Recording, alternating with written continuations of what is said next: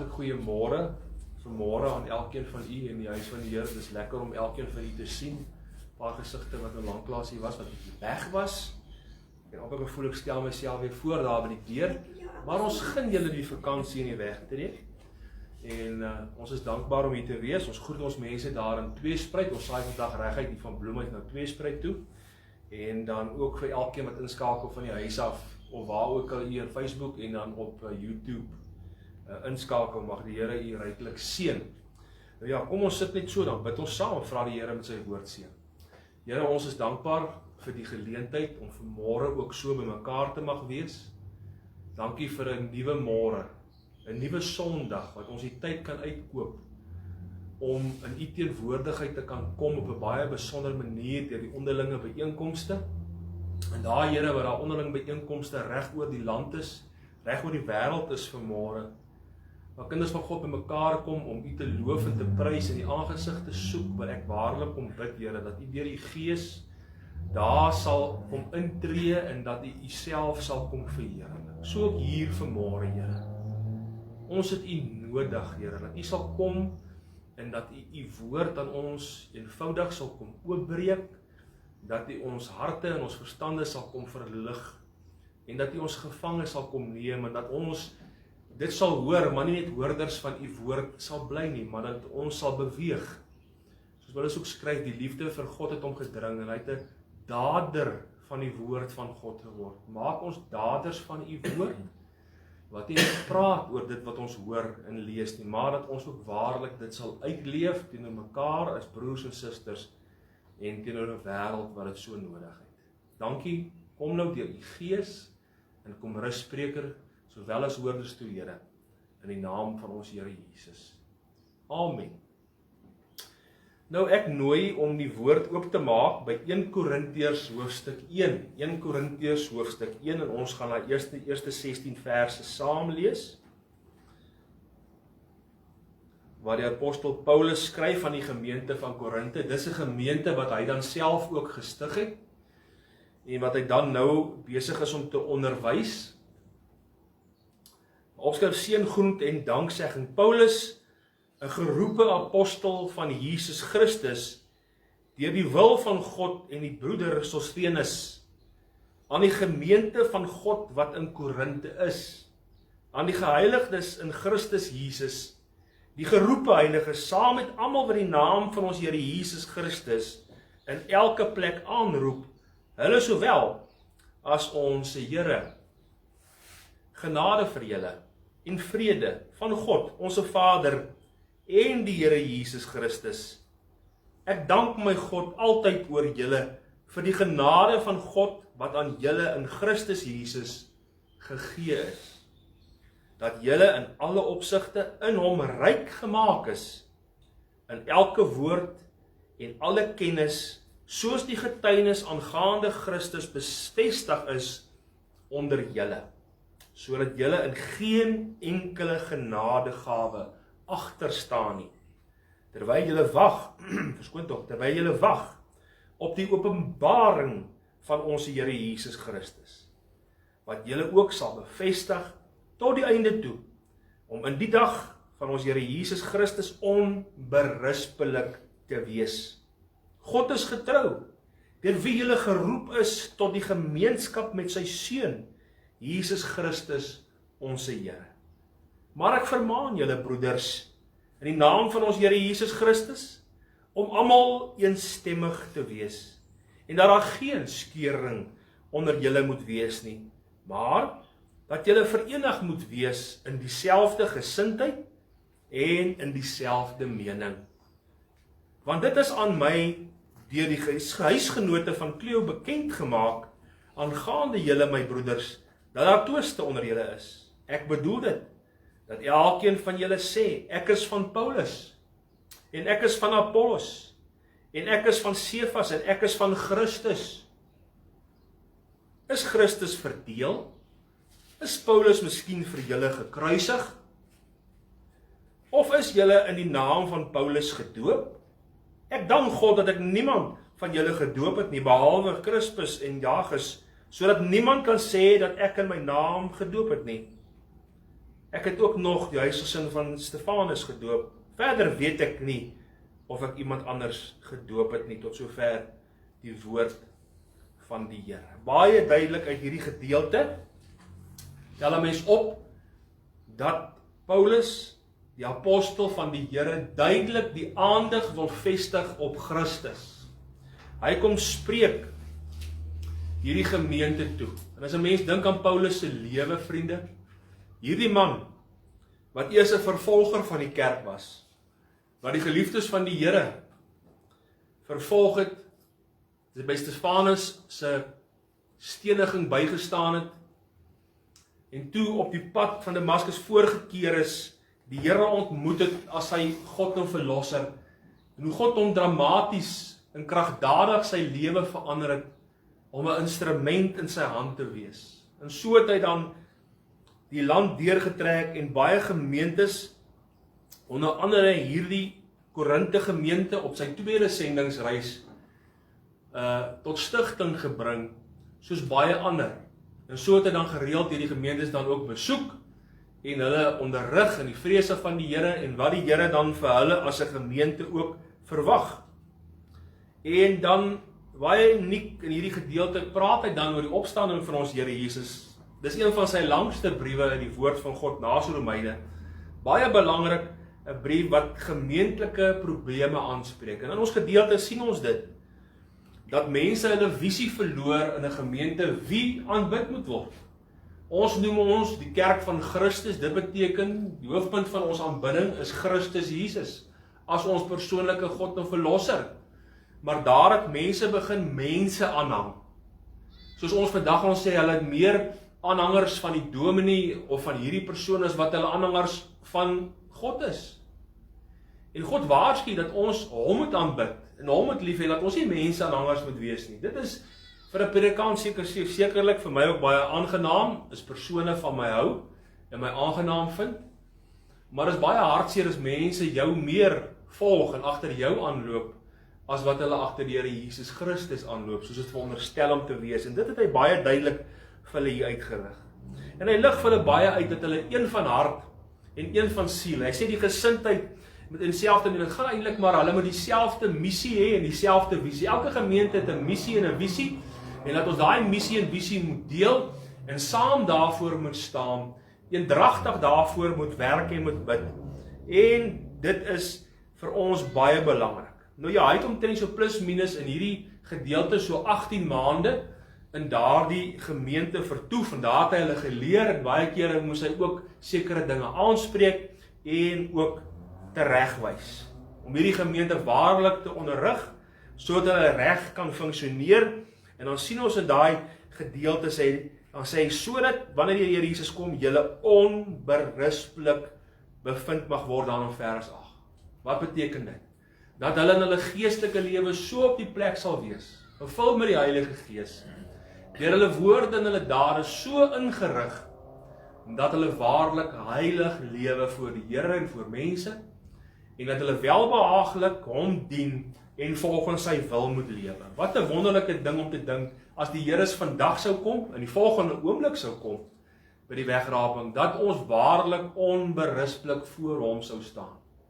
En daaraan niks in my lewe, deur woorde of dade of gedagte, tussen my om sal staan, of enige sonde sou wees nie, maar dat ek moeite doen met my geestelike lewe, om elke dag sy aangesig te soek, soos wat hy hier vir hulle dan ook inlig, en dan in die Korintiërsbriewe vir hulle onderrig hoe om te lewe, dat ons in die krag van die Heilige Gees, dis so wonderlik, hy het hom vir ons die trooster gegee, die krag van die Heilige Gees, dat ons hierdie dinge nie is uit ons eie krag sal regkry nie, maar dat die krag van die Heilige Gees ons sal toerus om te kan lewe en te kan wees wat die Here Jesus wil hê ons moet wees, wat ons net onsself kan wees nie. En daar moet net hierdie begeerte wees. Ek sê altyd, die Here kom altyd en hy vra nooit bekwame mense nie. Hy vra bereidwillige mense. Want so baie mense kruip weg agter my, ek is nie bekwaam nie, ek is nie toegerus nie. As ek kan kyk hier na die disippels, die eenvoudige vissermanne, het hy geroep, kom agter my aan, dan gaan julle vissers van mense word. Kragdadige manne, vroue wat die wêreld vir God verander het, en ons het vandag die evangelie in ons minne as gevolg van hierdie eenvoudige mense. Omdat hulle toegerus is deur die Heilige Gees, deur God, omdat hulle bereidwillig is. Moenie wegkruip agter jou menslikheid nie. Laat toe dat die Here u toerus. En so sê hy, ons plig is om in die lig van God getrou te wees. En ons tema gaan dan vanmôre oor vers 9. God is getrou, deur wie julle geroep is tot die gemeenskap met sy Seun Jesus Christus. En wil ek dan oor die tema praat van God is getrou.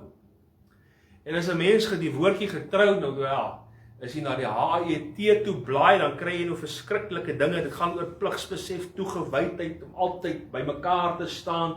En mense kan seker daai woord koppel aan mense, dink aan mense wat werk, en pligsgetroue verpleegsters en dokters, toegewyde mense wat mekaar bystaan en hulp verleen. Maar vriende, mens gaan oor die getrouheid, die woord getrouheid oor God vind jy nie in die HET nie.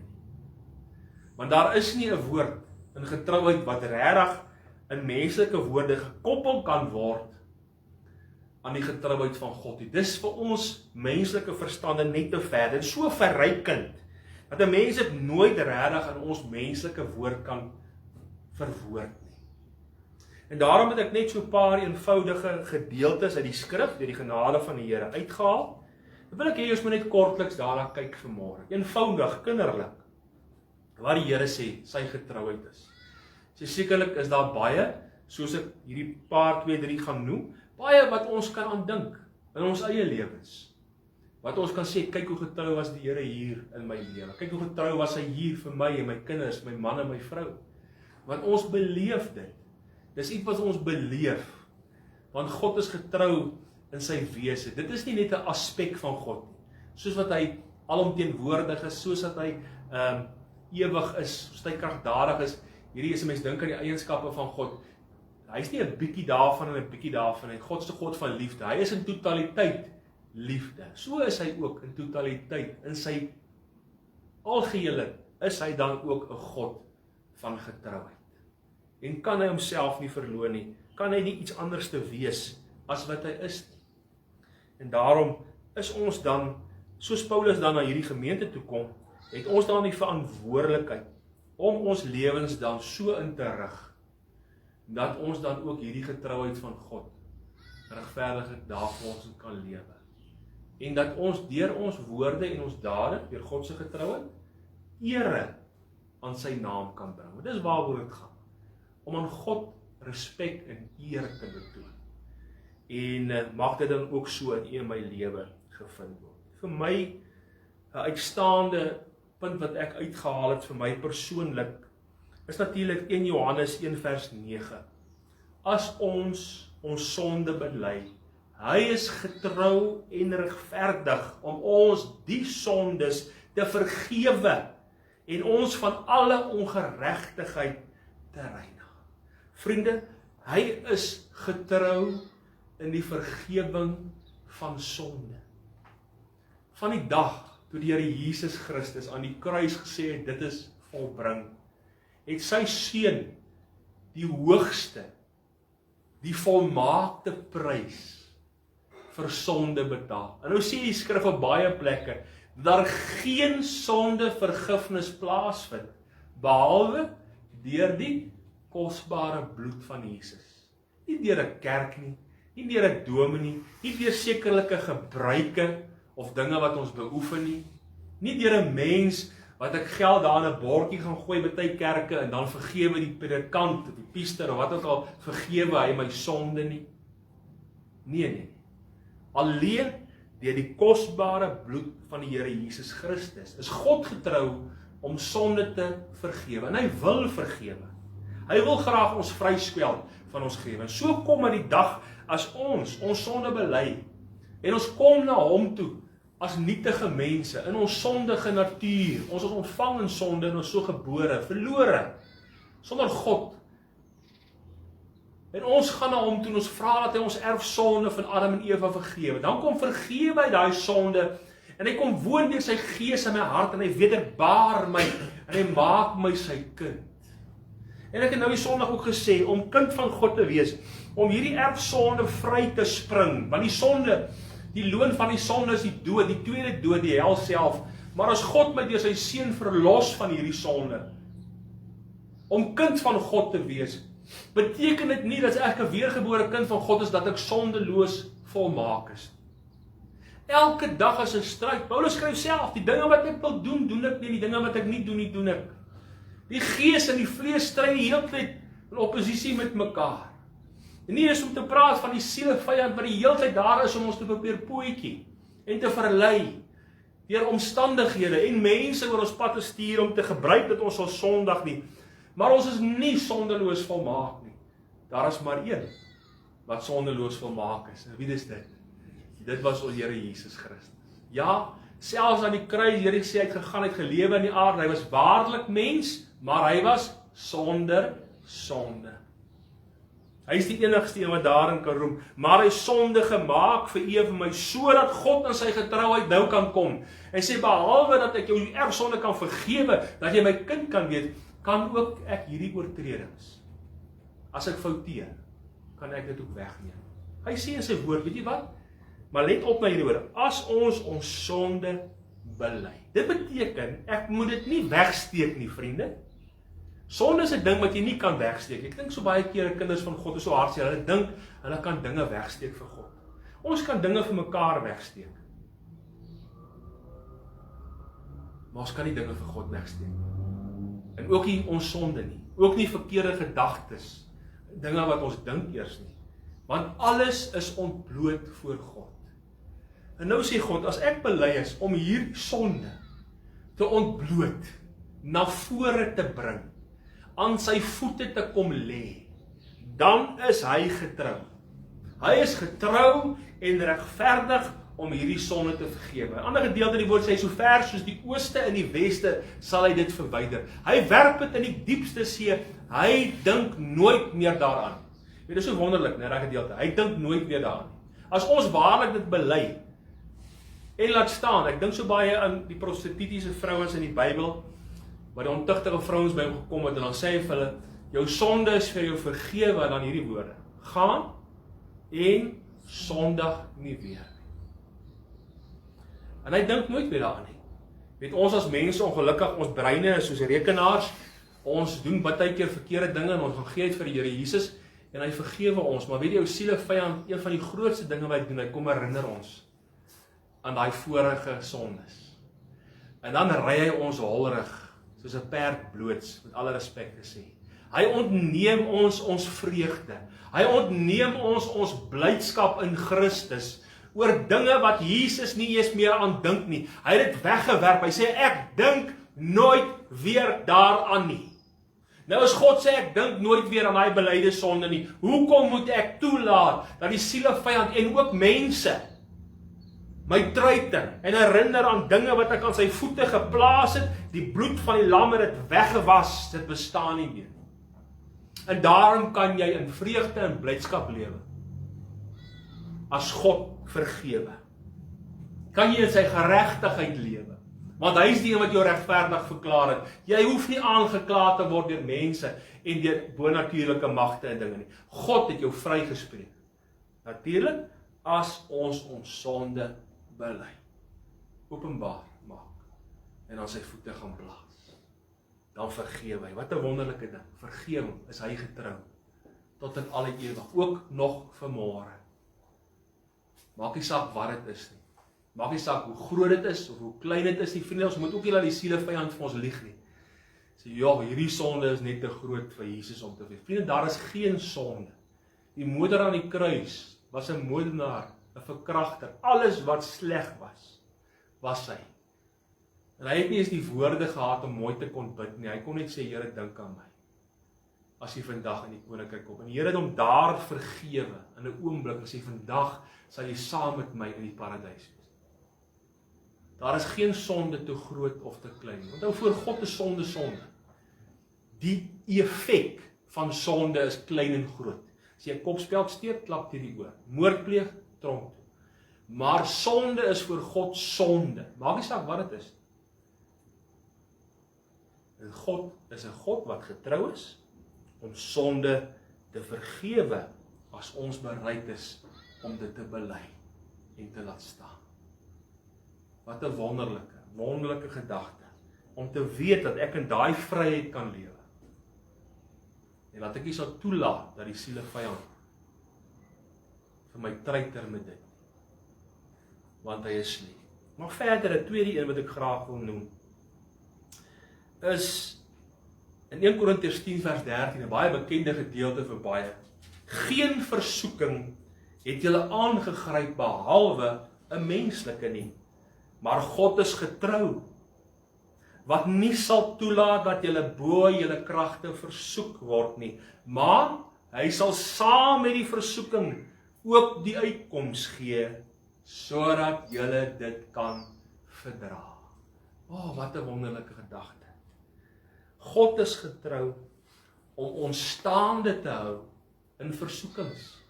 Nou vriende, ek hoef nie vir u te sê in wat se tyd ons lewe nie. Die wêreld, ook vir ons as kinders van die Here, ons word nie gevrywaar deur versoekings en beproewings nie. Dit kom elke dag op ons pad. Die sielevyand stuur mense oor ons pad. Hy stuur gedagtes oor ons pad. Hy laat ons dinge hoor, hy laat dinge sien. Hy is elke dag besig om die kinders van God te treiter en aan te val met versoekings en beproewings. Maar vriende, wat vir my wonderlik is, die Job se gedeelte gaan lees, het die aanklaer van die broeders voor God in sy raadsaal verskyn. Wie is dit? Dis die Satan, die aanklaer van die broeders. En daar te gaan Job aankla en sê, gee 'n bietjie ag. So vriende, wat wil ek daardeur vir u sê? Ek wil vir u sê, daar is geen versoeking en beproewing wat oor u en my pad sal kom, wat nie eers by God moes verbykom nie. En as dit by God verbykom, het God 'n doel daarmee. Daar's 'n rede daarvoor. En daai doel en rede is nie om ons seer te maak nie, nie om ons te na te maak nie. Daai doel en rede is altyd om ons beter te maak, om ons te louter. Want God wil net die beste vir ons hê. Ek het eendag 'n tannie, dit 'n bietjie rof met my gegaan daar in 'n gemeente toe daar in die Vrystaat in Frankfurt. Dit was nou letterlik soos die ou mense sê, die ark was oop. Dit was die een ding na die ander ding. En ek was so 'n bietjie moedeloos vir al die versoekings en beproewings. Sy het vir my gesê, jy moet nie benoud raak, jy moenie moedeloos raak nie. Ek was sê, joh, tannie, ek is maar so 'n bietjie vuisfoos op hierdie stadium met al die dinge wat oor 'n mens se pad kom. Toe sê sy vir my 'n baie ding wat my verskriklik geraak het. Toe sê sy, weet jy, as versoekings en beproewings oor my pad kom, as ek gebruik toe hierdie gedeelte uit 1 Korintiërs 10:13, dan kan ek nie wag om te sien wat gaan God doen nie. Hoor jy wat sê sy? Sy sê, weet jy, as daar moeilikheid kom, as daar beproewings en stryd oor my pad kom, deur hartseer, finansiële probleme, maak nie saak wat nie, dan kan ek nie wag, ek raak opgewonde om te sien hoe gaan God dit oplos. En ek het verstom gestaan oor haar redenasie, oor haar siening, want is dit nie hoe God wil hê ons moet wees nie? Is dit nie wat hierdie gedeelte sê nie? Geen versoeking julle aangegryp behalwe 'n menslike, maar God is getrou, wat nie sal toelaat dat julle bo julle kragte versoek word nie. En wat staan daar? Hy sal saam met daai versoeking die uitkoms gee. Hy het alreeds 'n uitkoms bewerk vir daai probleem en daai situasie. Dis klaar in plek, sodat julle kan verdra. Juis sodat ons daar kan deurgaan. Juis dat ons nie hoef gebuk daaronder hoef te gaan nie. Juis dat ons nie hoef te struikel en te val nie. Juis dat ons nie hoef te begin murmureer teenoor God nie. Begin vra teenoor God, want dis in ons menslike natuur. Ons wil vra van hoekom en waarom, en baie keer wil ons murmureer en kla. Baie kere gaan ons so ver as om God te beskuldig.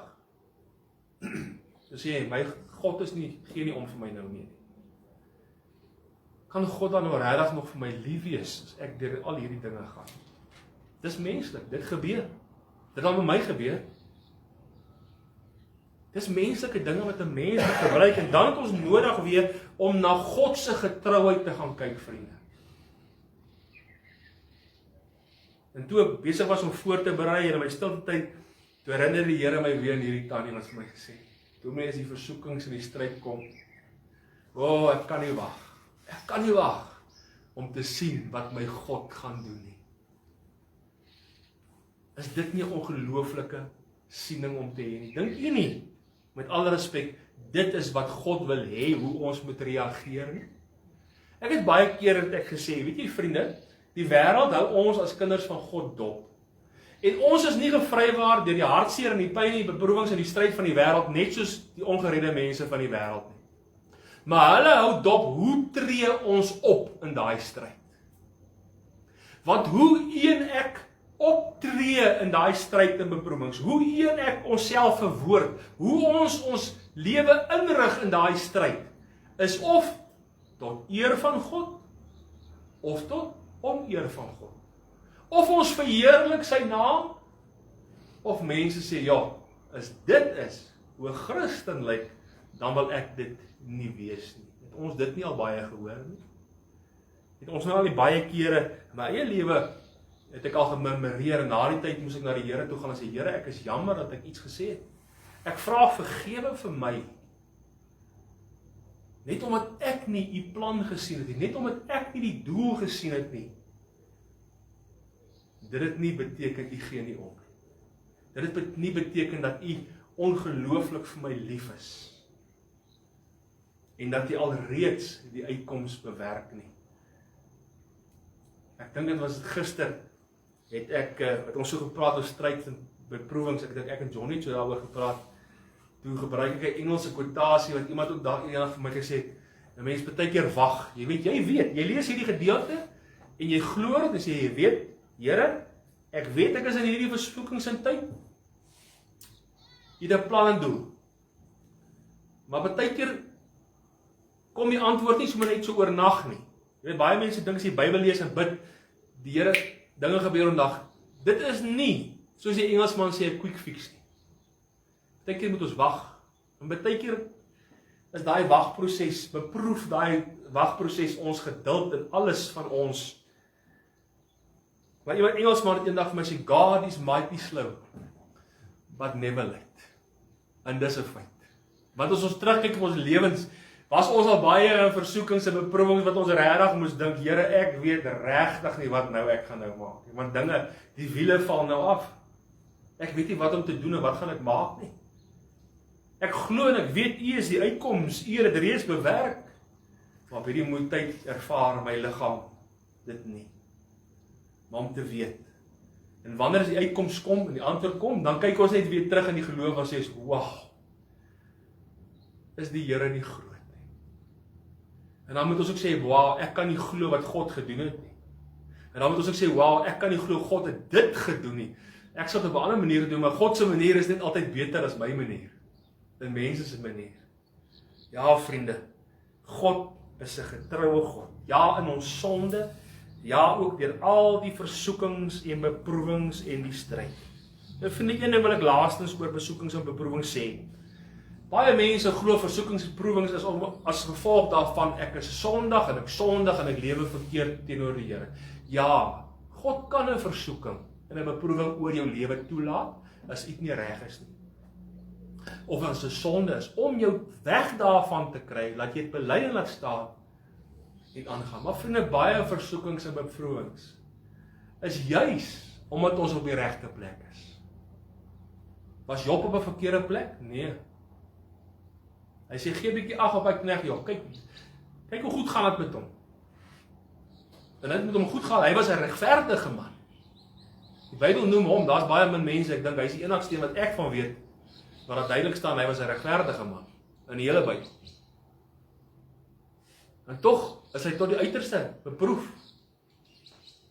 Daar was nie sonde nie. Die Bybel sê hy het nie een keer gesondig, selfs as hy beproewings gesondig teenoor God nie deur 'n woord nie. Sy vrou het gesê, vloek tog net God, laat ons kan sterwe en klaar kry. Sy kinders sterf in een oomblik, al sy rykdom verloor hy. Hy sit op die aas so vol swere. Nie een keer sondig hy. Maar hy moes deur dit gaan.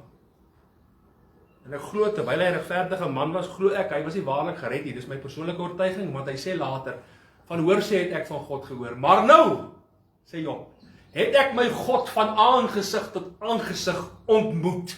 'n Ontmoeting, 'n persoonlike ontmoeting met God. En sy lewe was daardoor nog verder nog nooit weer daarna ooit dieselfde nie.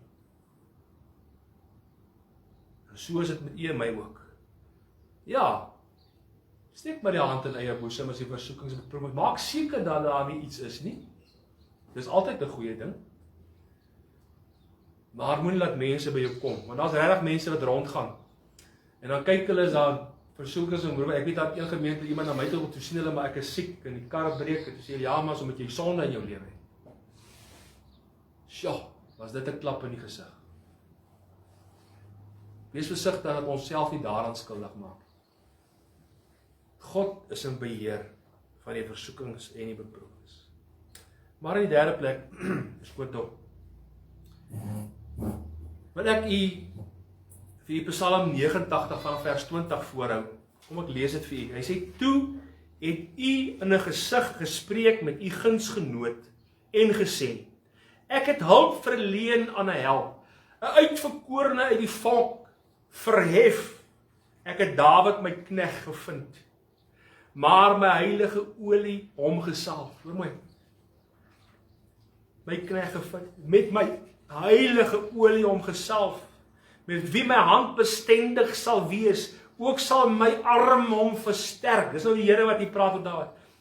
Die vyand, hoor wat sê hy oor Dawid, die vyand sal hom nie oorval, en die kwaaddoener hom nie verdruk nie. Maar ek sal sy teestanders voor hom verpletter, en die wat hom haat sal ek verslaan. Vriende, ek wil die punt maak uit hierdie gedeelte, God is getrou tot in alle ewigheid om sy kinders te verdedig, om te staan vir sy kinders, vir die bloedgewastes van God. Maak nie saak wat die wêreld aan ons wil doen nie. Maak nie saak wat ons baie keer deur ons eie verkeerdes en ons eie verkeerde woorde aan onsself doen nie. Want Dawid het self ook maar onheil oor homself gebring deur verkeerde keuses en besluite en sonde in sy lewe. Maar selfs daar het God hom vergewe en vir hom verdedig. Selfs daar het God sy lewe gespaar. Selfs daar toe hy uitroep, Here, neem die Heilige Gees nie van my weg nie, het God sy gesmeek en sy gebed gehoor. Ja, teen al die vyande wat teenoor Dawid aangesnel het, ja, duisende van hulle het sy lewe gesoek. En vriende, hulle almal het geval. God het op bonatuurlike wysens en maniere het hy vir Dawid sy knegt beskerm. Hoor mooi, met wie my hand bestendig sal wees. Daar's nie 'n op en af, die een dag is God so met ons en die ander dag is God so met ons. God se hand is bestendig met ons. Elke dag dieselfde. Ons is so op en af, maar God is nie op en af, met alle respek. Ook sal my arm hom versterk. Dit beteken dat God my krag sal wees. Wanneer ek baie keer daar op 'n punt is, wat ou regtig voel, ek weet nou meer, hoe gaan ek opstaan vanmôre, en ek weet nie hoe gaan ek aan nie, dan kom God en hy trek jou op en hy versterk jou. Hy sê die vyand sal hom nie oorval nie. En dit voel baie keer so, Here, wat moet nog gebeur? Wie gaan nog aan my kwaad doen? Wie wil my nog verdruk? Wie wil sleg aan my doen? Nou sê hy, maar ek sal sy teestanders voor hom verpletter. Ja, vriende, dis 'n kras uitdrukking, né? Dis hoe die getroue God voel. Ek sal my kinders se teestanders wat hulle ondergang wil bewerk. Die siele vyand, daar kom 'n dag dat ook hy deur God finaal verpletter gaan word, in die poel van vuur gewerp sal word vir ewig en vir altyd. Maar almal wat saam met hom staan, almal wat saam met hom die kinders van God se ondergang bewerk en bedink. En glo my, daar's baie wat na u en my as 'n kind van die Here kyk, veral as ons 'n bietjie onsout werd is en ons deur woord en daad staan ons uit vir die Here. Mense hou nie daarvan dat kinders van God oor hom praat nie. Mense hou nie daarvan as ons lewe vir ons God en ons verlosser nie. Mense hou nie daarvan, die wêreld haat dit as die Christen, die weergebore kind van God, hom verheerlik en sy naam verhoog. Hulle sal jou wil te nakom. Hulle sal jou wil vervolg. Hulle sal kwaad aan jou wil doen. En dan hierdie verskriklike uitspraak van God self in sy getrouheid. Ek sal hulle verpletter. Ek sal hulle verslaan. Vriende, wat 'n groter bemoediging, versterking wat u en ek as kind van God het, dat God in sy getrouheid vir u en vir my staan, maak nie saak wat se omstandighede, maak nie saak hoe ons dit partykeer voel nie. Want jy sien, dis een van die grootste dinge. God sê ons as kinders van God moet hoe lewe? Deur gevoel? Nee. Deur ondervinding? Nee. Deur omstandighede? Nee. Hoe sê jy moet ons lewe? Ons lewe deur die geloof. Deur die geloof. Want ek het al baie in my lewe gekom en dan voel ek nie regtig baie gered nie. Maar ek weet ek is gered. En dan voel ek baie keer nie of dit met my goed gaan nie. Maar as ek na God se seën gaan kyk en my seëninge tel, dan weet ek dit gaan met my goed. Ons lewe deur die geloof. En dis hier waar ons geloof op sy uiterste beproef word. Dat ons en God dit vir ons kom sê. Julle is my gunsgenote. Julle is my kinders. Ek het julle vrygekoop deur my seun se bloed. Vriende, 'n groot prys het dit gekos. Die bloed van sy seun. En met alle respek, hoekom sal hy jou nou los? Hoekom sal hy toelaat dat enige iemand of iets of enige omstandighede jou onderkry of jou plat staan, dat jy dit nie sal maak of ten gronde gaan nie?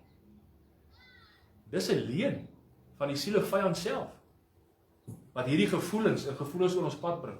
Want jy sien, vriende, baie kere, mense sê so baie kere, as ek dit sien, sal ek dit glo. Maar jy sien, om die Here te dien is iets anders. Jy moet dit glo, en dan sien jy wat God doen. Dit is so 'n bietjie anders, né? Dit is so 'n bietjie anders. Die wêreld sê ja, as ek dit sien, sal ek dit glo. Moenie in daai struik val nie. Glo dit met jou hele hart, met jou hele siel, want God is nie 'n mens dat hy sou lieg nie, sê die woord. Is hy nie 'n waarmaker van sy woord nie, van al sy beloftes. En as hy beloof dat hy ons vyande sal verpletter en sal verslaan, as hy beloof ons is sy gunsgenote, dan kan ons sy getrouheid, kan ons dit vertrou. Kan ons in die geloof dit aanneem, kan ons daarop staan. En vriende, as 'n mens hierdie tipe dinge kom vasstaan in, dan begin jy 'n oorwinnaarslewe lewe. Want jy sien, God wil hê jy moet 'n oorwinnaar wees. God wil hê jy moet 'n oorwinnaar wees. 'n Man en vrou wat staan vir God. Maak nie saak wat om my val of wat om my aangaan. En ek weet dis nie maklik nie. Dis een ding wat ek self in my eie lewe baie kere met die God mee worstel deur gebed en sê, Here, ek wil so graag in my eie persoonlike geestelike lewe op 'n plek kom, dat geen hartseer of pyn of omstandighede ooit meer vir my sal raak nie, sal beïnvloed nie. Ek wil positief my oë op U gerig wees, om te weet U is in beheer, U sal die uitkoms gee, U het 'n plan en 'n doel met my lewe, en ek glo dit met my hele hart. Maar kom ons wees, baie keer kry hierdie dinge so 'n bietjie reg om ons af te trek. Want ons is maar net mens. Ons is maar nietig. Ons is nie volmaak nie. Volmaaktheid wag nog vir ons. As die Here Jesus op die wolke kom, dan gaan ons verheerlik word om soos hy te wees. O, kan jy nie wag daarvoor nie. Maar nou met ons nog hier, met ons sokkies hier die wêreld loop, in hierdie wêreld is ons nog nie volmaak. Maar ons kan sporadies, kan ons oomblikke beleef, waar ons in sy volmaaktheid kan leef. Om te weet, ek kan sonder sonde lewe. Ek hoef nie gebuk te gaan nie. Daai eerste punt, nee, vriende, net omdat God getrou is en regverdig is om ons sonde te vergewe, mag my nie arrogant maak om met sonde te speel nie. Want hy gaan ons dit vergewe. Nee. Moenie arrogant wees nie. Sonde is 'n gevaarlike ding. Dis vyandskap met God. En daar wil jy nie wees nie. Moenie met sonde speel net omdat hy regverdig is nie. Moenie met dit speel. Moenie met versoekings en beproewing jou in omgewings toelaat. Moenie met mense meng wat jy weet gaan jou aftrek na hulle standaard. Koop jou vriende uit besoek die regte plekke, luister na die regte dinge, kyk na die regte goed. Moenie vir die sielevyand 'n voet in die deur gee. Laat versoekings en beproewings oor ons pad kom nie. Ons te verantwoordelikheid. Net so het ons ook 'n verantwoordelikheid. Weet, die Here sê hierso, ek sal my vyande, ek sal jou verslaan, ek sal jou verpletter, maar dit help nie, jy spring in die hok en jy gaan steek die leeu met die stokkie nie.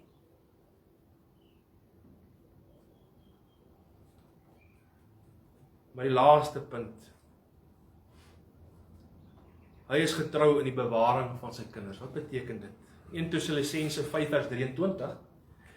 En mag hy die God van vrede julle volkome heilig maak. En mag julle gees, siel en liggaam geheel en al onberispelik bewaar word by die wederkoms van ons Here Jesus Christus. Vers 24. Hy wat julle roep is getrou. Hy sal dit ook doen. Maar die Here in 2 Tessalonisense 3 vers 3, maar die Here is getrou, kom hy bevestig. Hy sal julle versterk en bewaar teen die bose. Ja, vriende, die sielevyand, die bose self, blaas vuur teen ons aan. Maar God sê, in hierdie wêreld, en hierdie gaan meer oor ons kindskap. Dat ons heilige kinders van God moet wees, dat ons gees, siel en liggaam onberispelik moet lewe tot en met die wederkoms van die Here. En nou sê hierdie gedeelte, tot en met die wederkoms van die Here, dat hy ons gaan kom haal en gaan verlos van al hierdie hel en ellende van die aarde wat ons moet deurgaan. En ons verheerlik sal word liggaamlik, soos wat hy is. Maar hulle wat blind is sal sien, hulle wat doof is sal hoor, hulle wat die arms en bene sal arms en bene hê. 'n verheerlike liggaam soos wat die Here Jesus gehad het, na hy die dood opgestaan het. Net een verskil, hy het gekies om die merke van die spykers te behou as 'n getuienis van wat hy doen. Absoluut volmaak, geen siekte, geen ellende meer. Maar tot daardie dag dat dit plaasvind, dat die wegraping sal plaasvind, lewe ons in hierdie bose verdraaide wêreld, ons weet. En nou kom hierdie belofte. God is getrou om ons te bewaar. Maak die saak selfs teen die bose magte self wat teen ons aanvuur. Tot op daardie dag dat hy ons finaal kom haal op die wolke. Of het sy deur die dood wat hy in die eerste kom. Want vriende, vir ons as weergebore kinders van God is die dood is die begin. Die begin van 'n wonderlike lewe saam met ons Here Jesus. So baie mense sien die dood as die einde. Nee, vriende, die dood is vir ons as kinders van God die begin. Die begin, daai oomblik as ek sterwe, begin ek 'n wonderlike lewe saam met my God en my verlosser. Maar ons wag, terwyl ons nou in die lewe is, verwag ons die koms van die Here, wanneer hy op die wolke sal kom, die basuin sal blaas en hy sal roep, kom op hierheen. Hierdie belofte sê, God is getrou, dat ons in vrede sal lewe, dat hy ons volmaak sal wil heilig. En gees, dit is ons gees, ons siel en ons liggaam onberispelik sal bewaar vir daardie dag. Dit is 'n belofte. En daarin is hy getrou. Ons kan hom daarvoor vertrou. En dit bemoedig my, dit versterk my. Dit bring my in 'n positiewe gesindheid in 'n baie negatiewe wêreld wat ons lewe. Vriende, hierdie is maar 'n paartjies wat ek nou vanmôre net so vinnig opgenoem het. Ek dink ons kan dae, maande, jare besig wees in die woord van God as ons regtig gaan kyk na al die getrouheid van ons God. Soos ek gesê het, ons kan dit nie verwoord nie. Daar's nie 'n menslike woord wat regtig daaraan waarde kan gee. Maar die skrif kom die Here en hy openbaar homself in sy getrouheid. En ons is daarvoor dankbaar vanmôre. Mag dit u bemoedig. Mag dit u versterk, in wat se omstandighede u ook al is. Om te weet, Romeine 8 sê, as God vir ons is, wie kan teen ons wees? Dis hy wat ons aanbid, die Almagtige, die Skepper van die hemel en aarde en sy Seun, die Here Jesus Christus, ons Here. Kom ons bid saam. Here, baie dankie vir u kosbare woord. Ag Here, kinderlik eenvoudig, paar dinge wat ons net na kyk. Wat ons net opnuut weer u getrouheid besef. Here, dit ver bo wat ons kan dink of verstaan. O Here, hoe bemoedig dit my nie vanmôre nie. Hoekom versterk dit my nie innerlik? Terwyl ons weet dat ons as kinders van God nie gevrywaar word deur die hartseer en die pyn en die ellende, die versoekings en die beproewings van die dag en tyd wat ons in lewe nie. Maar dat God in sy getrouheid bo kan al hierdie dinge kom. Sê ek sal jou nie begewe, ek sal jou nie verlaat nie. Ek sal jou in stand hou. Ek sal vir jou staan, ek sal vir jou stry. En as jy struikel, as jy val, dan is ek bereid om dit ook te vergewe.